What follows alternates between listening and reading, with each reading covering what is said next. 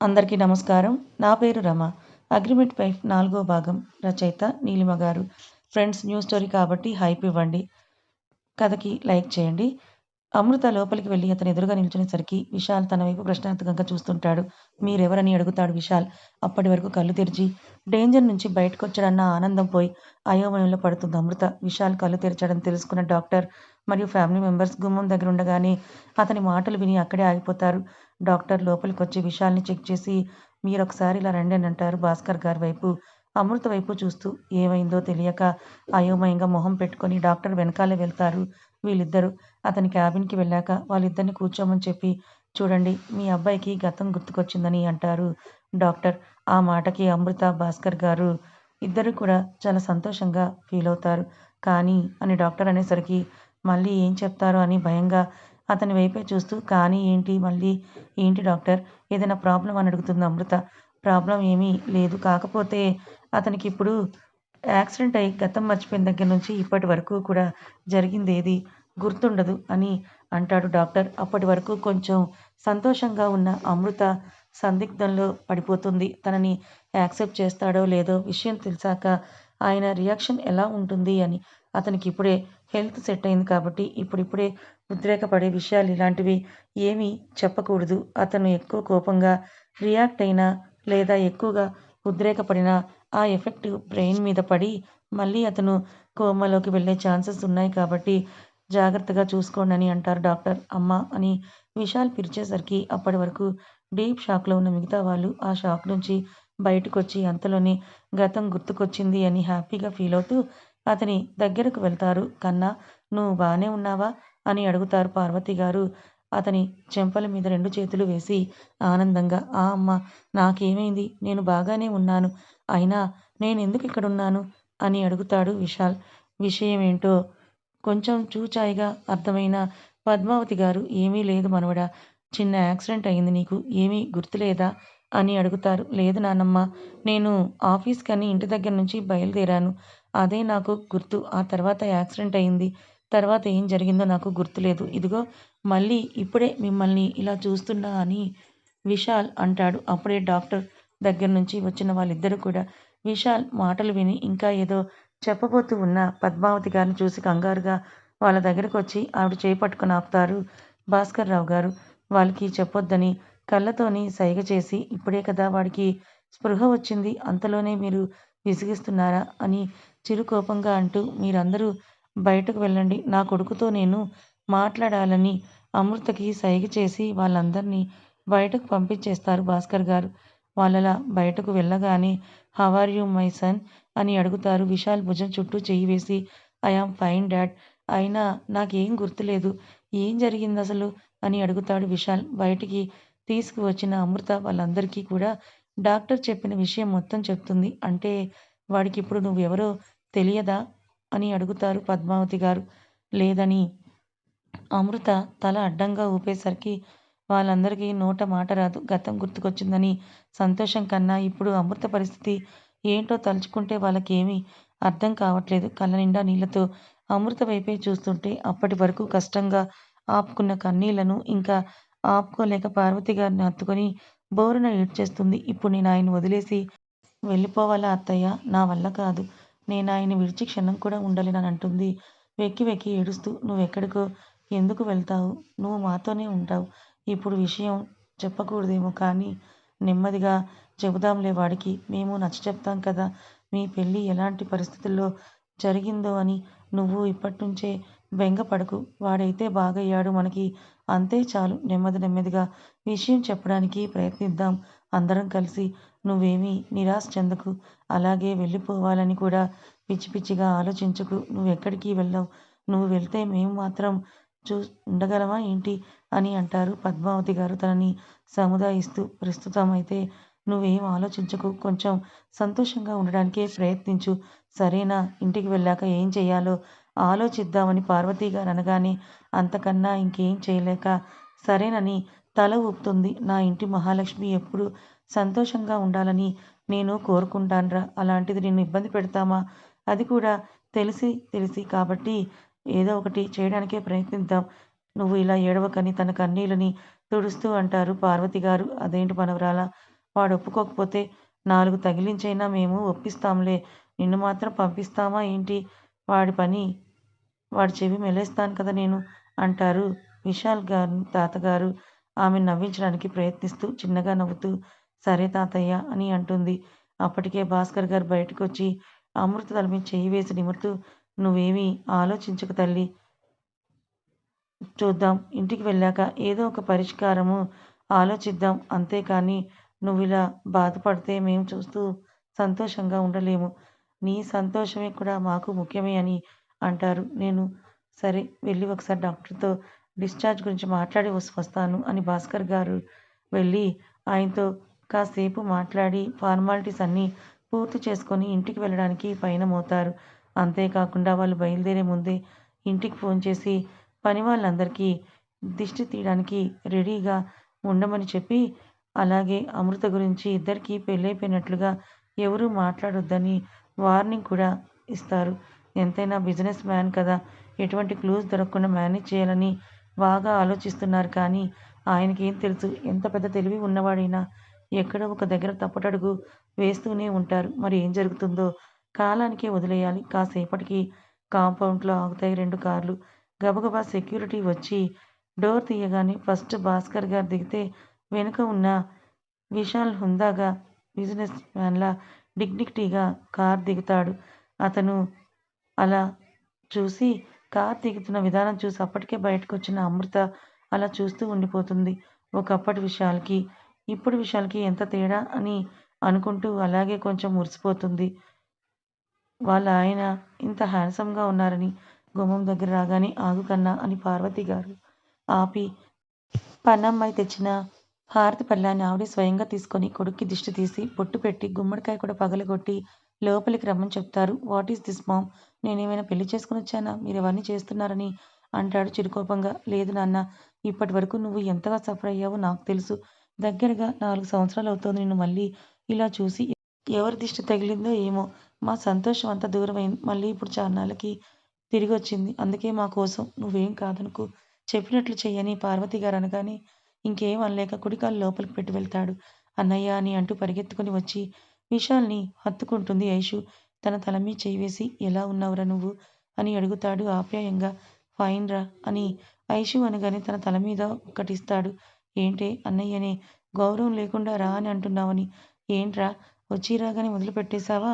ఇప్పటి వరకు నా హెయిర్ ఎంత బాగా ఎదిగిందో చూశావా? మళ్ళీ ఇప్పుడు నువ్వు స్టార్ట్ చేశావా? ఇంకా సరే అది ఊడిపోతూనే ఉంటుంది. నువ్వు కొట్టే దెబ్బలకని అంటుంది బుంగం ముత్తి పెట్టుకొని. హహ! అయితే విగ్గు పెట్టుకొని మేనేజ్ చేద్దువుగానిలే. ఏం పర్లేదు. ఈ ట్రెండీ లైఫ్ స్టైల్‌లో అలాంటివన్నీ పట్టించుకోనవసరం లేదు కానీ రెడీ అయిపోయిన నీ డిప్ప పగలగొట్టించుకోవడానికి అని నవ్వుతూ అంటాడు విశాల్.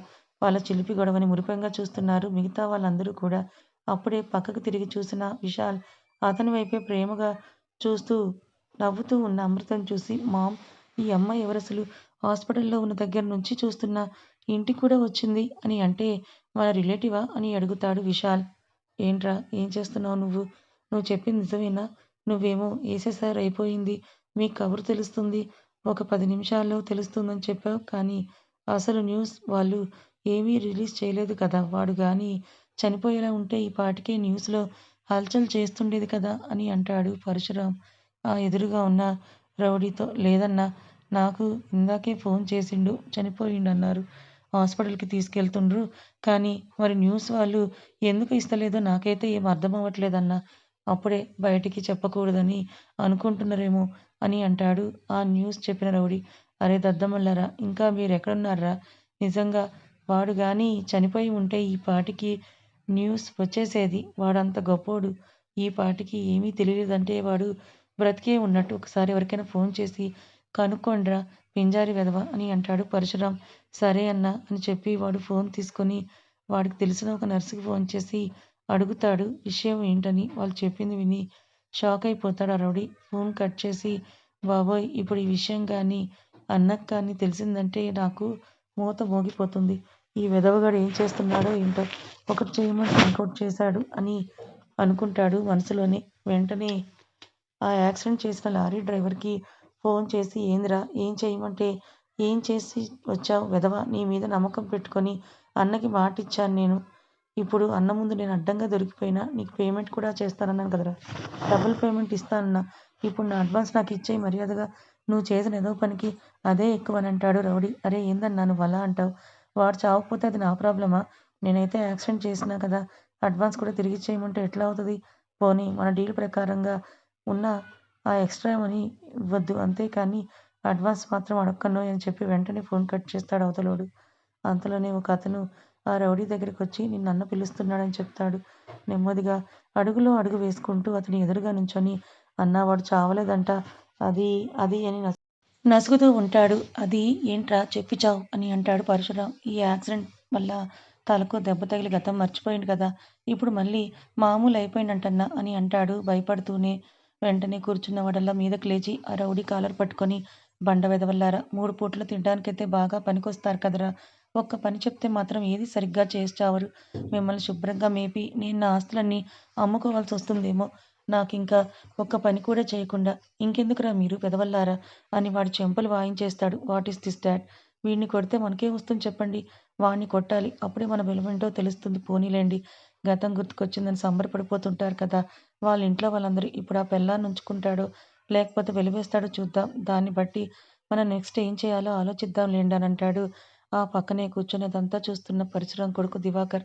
కొడుకు చెప్పింది కూడా నిజమే అనిపించి పోండ్రా వెధవల్లారా అని వాడినొదిలేసి సోఫాలో కూలబడతాడు పరశురాం. మామ్! ఈ అమ్మాయి ఎవరు? హాస్పిటల్‌లో చూశాను. అలాగే ఇంటికి కూడా వచ్చిందంటే మనకు తెలిసిన అమ్మాయా? మన రిలేటివా? నేనెప్పుడూ చూడలేదని అంటాడు విశాల్ అమృత వైపే చూస్తూ. ఆ మాటకి ఇంట్లో వాళ్ళందరూ గతుక్కుమంటారు. ఏం చెప్పాలో తెలియక ఒకరి మొహం ఒకరు చూసుకుంటుంటారు. అదేంటి ఇక్కడ నేను ఇంతలా అడుగుతుంటే మీరు ఒకరి వైపు ఒకరు చూసుకుంటున్నారు. సమాధానం చెప్పకుండా అని అడుగుతాడు విశాల్ ప్రశ్నార్థకంగా. అది నాన్న అది తను నా చైల్డ్‌హుడ్ ఫ్రెండ్ కూతురు. పేరు అమృత. అందరూ అమ్ము అని పిలుస్తారు అని పరిచయం చేస్తారు పార్వతి గారు. ఓహ్! అవునా? పార్వతి గారు తనని అలా పరిచయం చేసేసరికి ఏమాత్రం ఊహించని అమృత కొంచెం ఆశ్చర్యపోతే మిగతా వాళ్ళందరూ హమ్మయ్య! అని రిలీఫ్‌గా ఫీలవుతారు. షేక్ హ్యాండ్ ఇవ్వు మీ ఆయనకని అమృత చెవిలో చిన్నగా చెప్తూ చేత్తో తన చేతిని ఢీకొడతారు. పార్వతి గారు పక్కనే ఉన్నారు కాబట్టి అప్పుడు తేరుకొని హాయ్ అని అంటుంది చిన్నగా స్మైల్ ఇస్తూ. హాయ్ అని తను కూడా నార్మల్‌గా చెప్పేసి బట్ ఇక్కడెందుకుంది అంటే ఇక్కడే ఉంటుందని అడుగుతాడు విశాల్. వాళ్ళ పేరెంట్స్ వాళ్ళ ఫ్యామిలీ ఫంక్షన్ ఉంటే కొంచెం ఔట్ ఆఫ్ సిటీ వెళ్లారు. అందుకని నేనే అమృతని తీసుకొనొచ్చాను. కొన్ని రోజులు ఇంట్లో ఉంటుందని చెప్పి అంటారు పార్వతి గారు ఏమాత్రం తడబడకుండా. ఓహ్! ఓకే మామ్ నేను రూమ్‌కి వెళ్తున్నా. అర్జెంట్‌గా ఫ్రెష్ అవ్వాలి. చాలా చిరాకుగా ఉందని చెప్పి డైరెక్ట్‌గా తన రూమ్‌కి వెళ్ళిపోతాడు. అత్తయ్య ఆయన రూమ్‌కి వెళ్తున్నారు అని అంటుంది అమృత. ఆ! ఏమైందమ్మా వెళ్ళనివ్వు. వాడి రూమ్‌కే కదా వాడు వెళ్తున్నాడు. ఎందుకంతలా అడుగుతున్నావు అని అడుగుతారు పార్వతి గారు ప్రశ్నార్థకంగా చూస్తూ. మేమిద్దరం కలిసి ఉండే రూమ్‌కి అని అమృత అనగానే అప్పుడు గాని గుర్తురాదు ఎవరికీ. అదే రూమ్‌లో అతని థింగ్స్‌తో పాటు అమృత థింగ్స్ కూడా అక్కడే ఉన్నాయని, ఇప్పుడు విశాల్ వాటిని చూస్తే ఎలా రియాక్ట్ అవుతాడోనని అనుకుంటారు. ఏదో ఒకటి చెయ్యండి అత్తయ్య అని పార్వతి గారు కంగారుగా భాస్కర్ గారితో అంటుంటే సరే అని చెప్పి ఆయన కూడా విశాల్ వెనకే వెళ్తారు. విశాల్ కరెక్ట్‌గా తన రూమ్ లాక్ హ్యాండిల్ పట్టుకునేసరికి కొంచెం దూరంలో ఉన్న భాస్కర్ గారు అది చూసి నాన్న విశాల్ ఆగు అని అంటారు కొంచెం గట్టిగా అరుస్తూ. What happened dad? ఎందుకంత గట్టిగా అరిచారు? అని అడుగుతాడు విశాల్ ఆ హ్యాండిల్ మీద ఉన్న తన చెయ్యిని తీస్తూ. నథింగ్. ఇన్ని రోజులు నువ్వు కింద ఉండేవాడివి గెస్ట్ రూమ్‌లో. సో, ఈ రూమ్ అంతా కొంచెం డస్ట్‌గా ఉంది. అందుకే క్లీన్ చేయిద్దామని అంటారు భాస్కర్ గారు. అవునా? అయినా నేను కింద రూమ్‌లో ఎందుకున్నాను? నాకు నా రూమ్‌లో తప్పితే ఇంకెక్కడా కూడా కంఫర్ట్‌గా ఉండదు కదా!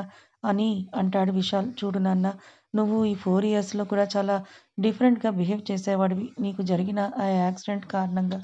దట్ మీన్స్ చిన్న పిల్లలు ఎలా బిహేవ్ చేస్తారో నువ్వు కూడా అలానే బిహేవ్ చేసేవాడివి. నువ్వు చెప్పిందే తప్ప మేము చెప్పింది నువ్వు అస్సలు వినేవాడివే కాదు. సో, నువ్వేం చెప్తే మేము కూడా అదే ఫాలో అయ్యేవాళ్ళం. అవన్నీ చాలా డిఫరెంట్‌గా ఉండేవి. అయినా ఇంకెప్పుడు అవన్నీ ఎందుకులే కాసేపు నువ్వు గెస్ట్ రూమ్‌లో ఫ్రెష్ అవ్వు. మీ మమ్మీ నీకు డ్రెస్ తెచ్చిస్తుంది కదా! అని అంటూ తన భుజం చుట్టూ చేయి వేసి కిందకి తీసుకొని వస్తాడు భాస్కర్ గారు. కిందకు దిగుతున్న తండ్రి కొడుకుల్ని చూసి మిగతా వాళ్ళందరూ హమ్మయ్య! అని ఊపిరి పీల్చుకుంటారు. పారు వాడి రూమ్ అంతా కూడా చాలా డస్ట్‌గా ఉంది. కదా! ఇన్ని రోజులు మనం వాడకుండా అలానే పెట్టేసాం. కొంచెం పనమ్మాయిని పంపించి మొత్తం అదంతా క్లీన్ చేయించు. అలాగే వాడికి ఒక డ్రెస్ గెస్ట్ రూమ్‌లోకి పెట్టించు. ఫ్రెష్ అవుతాడని అంటారు భాస్కర్ గారు. సరేనండి. నైట్ కల్లా వాడి రూమ్‌ని క్లీన్ చేయించేస్తానని అంటారు ఆవిడ కూడా. విశాల్ అలా గెస్ట్ రూమ్‌లోకి వెళ్ళగానే అమృత పైకి వెళ్ళి తన థింగ్స్ అన్నీ కూడా ప్యాక్ చేసుకొని పక్కనే ఉన్న ఇంకొక ఖాళీ రూమ్‌లో పెట్టేస్తుంది. ఐషు సహాయంతో. అలా అప్పటికైతే వాళ్ళు ఆ విషయాన్ని అతనికి తెలియకుండా మేనేజ్ చేసేస్తారు మరి. ఇలా ఎన్ని రోజులు చేయగలరో చూడాలి. డాడ్ రేపటి నుంచి నేను కూడా ఆఫీస్‌కి వద్దాం అనుకుంటున్నానని విశాల్ అంటాడు. నైట్ అందరూ కలిసి డిన్నర్ చేస్తూ ఉండగా, అప్పుడే ఎందుకు మనవడా కొన్ని రోజులు రెస్ట్ తీసుకోవచ్చు కదా! అని అంటారు పద్మావతి గారు. నో గ్రాని ఆల్రెడీ నేను హాస్పిటల్ నుంచి ఇంటికి వచ్చి వారం రోజులవుతోంది. ఇంటి దగ్గర ఉండి ఉండి నాకు బోర్ కొడుతోంది. సో రేపు ఆఫీస్‌కి నేను వెళ్తాను. నో మోర్ డిస్కషన్స్ అంటాడు తేల్చేస్తూ. వాళ్ళందరికీ తెలుసు విశాల్ ఒక విషయం అనుకొని దాన్ని ఫిక్స్ అయ్యాడంటే ఇంకెవరి మాట వినడని. కాబట్టి ఇంకెవరు ఎదురు చెప్పలేకపోయారు. అందరూ డిన్నర్ చేసి ఎవరి రూమ్‌కి వాళ్ళు వెళ్ళిపోయాక విశాల్ సెక్యూరిటీ ఉన్న రూమ్‌కి వెళ్తాడు. ఏమైనా కావాలా సార్ అని అడుగుతాడు. అక్కడ ఉన్న సెక్యూరిటీ యాహ్! నాకు ఈ 2 మంత్స్ నుంచి ఉన్న సీసీ ఫుటేజ్ కావాలి. మొత్తం ఎన్ని కెమెరాస్ ఉన్నాయో అన్ని కెమెరాస్ కూడా ఓపెన్ చెయ్యి అని ఆర్డర్ వేస్తాడు విశాల్. అవి పెద్ద సార్ ఎవరికీ చూపించొద్దన్నారు. మరి మీరు అని నసుకుతూ అంటాడు సెక్యూరిటీ. ఓకే. నేనే కదా అడుగుతున్నాను. డాడ్‌కి నేను చెప్తానులే నువ్వు ఓపెన్ చెయ్యి అని అనగానే ఇంకేం చేయలేక 2 మంత్స్ డేట్ ఉన్న దగ్గర నుంచి ఓపెన్ చేస్తాడు. సెక్యూరిటీని పక్కకు పంపించి ఆ చైర్‌లో విశాల్ కూర్చొని మొత్తం ప్రతి ఫుటేజ్ చెక్ చేస్తూ ఒక దగ్గర అతని కళ్ళు ఆగిపోతాయి. కాసేపు తదేకంగా ఆ వీడియోని పాజ్ చేసి జూమ్ చేసి చూస్తూ ఒక నిర్ణయానికొచ్చిన వాడిలా లేచి ఓకే. ఇక నుంచి ఇంట్లో కెమెరాస్ మాత్రమే కాదు బయట అంటే కాంపౌండ్ చుట్టూ సరౌండింగ్స్‌లో కూడా చాలా జాగ్రత్తగా గమనిస్తుండండి. అలాగే మీకెవరైనా అనుమానాస్పదంగా కనిపిస్తే నెగ్లెక్ట్ చేయకుండా వెంటనే యాక్షన్ తీసుకోండి. నాకు ఇన్ఫార్మ్ చేయండి సరేనా? అని సీరియస్‌గా చెప్పి తన రూమ్‌కి వెళ్ళిపోతాడు విశాల్. బెడ్ మీద వాలగానే ఆలోచనలు ఫుటేజ్‌లో కనిపించిన వీడియో వైపే వెళ్తాయి. మరి ఆ వీడియోలో ఏముందో రాత్రి 11 గంటల సమయం టీపై మీద రింగ్ ఫోన్ అవుతుంటే ఆ సౌండ్‌కి విసుగ్గా ఫీలవుతారు ఆ రూమ్‌లో ఉన్న జంట. లేచి కట్ చేసేసరికి మళ్ళీ రింగ్ అవుతుంటే ఎవరు? ఎత్తండి ఎందుకు కట్ చేస్తున్నారని అంటుంది బెడ్ మీద ఉన్న అమ్మాయి. పక్కన నువ్వుండగా నాకు ఫోన్‌తో పనిలేదు బేబీ అని హస్కీగా దివాకర్ అంటూ మళ్ళీ ఫోన్ కట్ చేస్తుంటే నేనిక్కడేగా ఉంటాగా డియర్ మాట్లాడనంటుంది ఆ అమ్మాయి కూడా వయ్యారంగా. కొంచెం అసహనంగా ఫీలవుతూనే ఫోన్ లిఫ్ట్ చేసి హలో అని అంటాడు చెవి దగ్గర పెట్టుకొని. అవతల నుంచి వాళ్ళు చెప్పింది వినగానే అబ్బా! ఎంత మంచి వార్త చెప్పావురా! అర్జెంట్‌గా నీ అకౌంట్‌కి 10,000 పంపిస్తున్నాను. నైట్‌కి తాగి తందనాలాడి పండుగ చేసుకో. రేపు ఉదయం ఇక్కడికి రా. నీకు కావాల్సినంత ఇస్తాను సరేనా? అని చెప్పి ఫోన్‌ని కట్ చేస్తాడు. ఫోన్‌ని అక్కడ పెట్టేసి బెడ్ వైపు తిరిగేసరికి ఏంటి డియర్ అంత హుషారుగా ఉన్నావు? Any good news? అని అంటుంది ఆ అమ్మాయి. అవును బేబీ. మనకి బాగా పనికొచ్చే న్యూస్. ఆ విషయం ఇప్పుడు కాదులే. రేపు ఉదయం చెప్తా. ఇప్పుడైతే మాత్రం ఈ గుడ్ న్యూస్‌ని మనం సెలబ్రేట్ చేసుకోవాల్సిందే. నువ్వు ఫోన్ లిఫ్ట్ చేయమని చెప్పి మంచి పని చేశావు. లేదంటే ఇంత హ్యాపీనెస్ ఇప్పుడైతే వచ్చేదే కాదు. ఇప్పుడు సంతోషంగా ఉన్నాం కాబట్టి ఇప్పుడు మన పని స్టార్ట్ చేస్తే ఇంకా కిక్కెక్కుతుంది బేబీ అని అంటూ ఆమె పెదాల్ని అందుకుంటాడు. ఆమెకు కూడా అదే కావాలి కాబట్టి తిరిగి ఆమె కూడా అతనికి ముద్దును ఇస్తూ ఇద్దరూ ఒకరి మీద ఒకరు పడిపోతారు.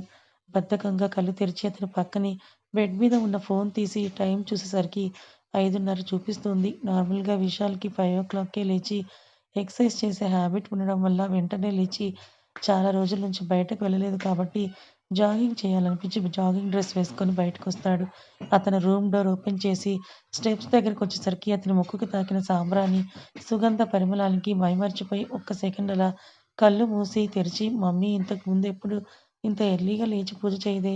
ఈరోజు ఏంటి కొత్తగా అని అనుకుంటూ కిందకొచ్చేసరికి గుమ్మానికి ఎదురుగా ఉన్న తులసి కోట దగ్గర నిండుగా చీర కట్టుకొని తలకి టవల్ చుట్టుకొని నుదుటిన కుంకుమ చెంపలకి గంధం పూసుకొని భక్తిగా తులసమ్మని పూజిస్తున్న అమృత కనిపించగానే అతని కళ్ళల్లో ఆశ్చర్యం. అదేంటి ఈ అమ్మాయి ఇంత ఉదయాన్నే లేచి పూజ చేస్తోందని మనసులోనే అనుకుంటూ నెమ్మదిగా అడుగులో అడుగు వేసుకుంటూ తన వైపు చూస్తూ వస్తాడు. ఎందుకో మరి తన వెనుక ఎవరో ఉన్నట్లుగా అనిపించి అమృత వెనక్కి తిరిగి చూసేసరికి ఎదురుగా తన వైపే చూస్తూ చేతులు కట్టుకొని నుంచొని ఉన్న విశాల్ కనిపిస్తాడు. తన మెడలో ఉన్న తాళిబొట్టు అతను చూసేస్తాడేమో అని కంగారు పడి వెంటనే వెనక్కి తిరిగి తాళిబొట్టుని చీర చెంగు లోపలికి వేసుకొని ఇటు తిరుగుతుంది. కానీ అప్పటికే విశాల్ అది చూసేశాడు. తన తడబాటును కూడా గమనించాడు కానీ ఏమీ అడగకుండా తదేకంగా ఆమె వైపే కొన్ని క్షణాలు చూసి జాగింగ్‌కి వెళ్ళిపోతాడు. వెళ్తున్న అతని వైపే చూస్తూ ఉండిపోతుంది అమృత. పాపం తన బాధ ఎవరితో పంచుకుంటుంది? తాళి కట్టిన భర్త కళ్ళెదురుగా ఉన్న ఆ తాళిని అతనికే కనిపించకుండా దాచుకోవాల్సొస్తోంది. ఇలాంటి కష్టం ఏ భార్యకి రాకూడదని మనసులోనే అనుకుంటూ మరొకసారి మనసారా దేవుడికి దండం పెట్టుకొని లోపలికొస్తుంది. అప్పటి వరకు బయటికి వెళ్ళి గేట్ దగ్గర నిలబడి అమృత వైపే చూస్తున్న విశాల్ తను లోపలికి వెళ్ళగానే అక్కడ ఉన్న వాచ్‌మెన్‌తో కాసేపు మాట్లాడి జాగింగ్‌కి వెళ్ళిపోతాడు. కథ ఇంకా ఉంది. మరి విశాల్ సీసీటీవీ ఫుటేజ్‌లో చూసిన వీడియో ఏంటి? కొంపదీసి విశాల్‌కి అమృత తన భార్య అని తెలుసా? మరి దివాకర్ పరశురాములకి, విశాల్‌కి ఉన్న పగేంటి? మరి అమృత తన భార్య అని తెలిస్తే విశాల్ ఎలా రియాక్ట్ అవుతాడు? తెలుసుకోవాలనుకుంటే ఛానల్‌ని ఫాలో అవ్వండి. కథ నచ్చితే లైక్ చేయండి. Thank you so much.